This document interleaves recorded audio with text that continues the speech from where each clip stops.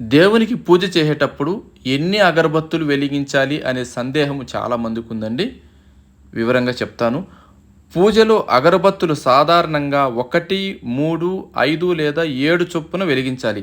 అయితే కొన్ని సందర్భాల్లో 1 లేదా 3 అగరబత్తులు వెలిగించడం మంచిది.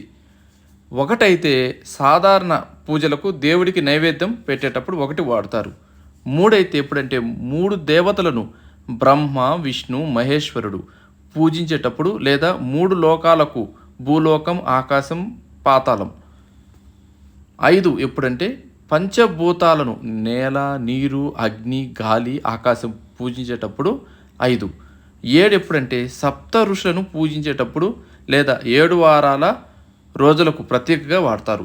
పూజ చేసేటప్పుడు అగరబత్తులు వెలిగించేటప్పుడు వాటిని ఎక్కడ పెట్టాలి అనే దాని గురించి కొన్ని నియమాలు ఉన్నాయి. అగరబత్తులను దేవుడి విగ్రహం ముందు లేదా దేవుడికి దగ్గరగా వెలిగించాలి. కొన్ని ప్రాంతాల్లో అగరబత్తులను దేవుడి విగ్రహం ముందు ఒక దిక్కున, దీపం వేరొక దిక్కున పెట్టడం కూడా ఆచారంగా ఉంది.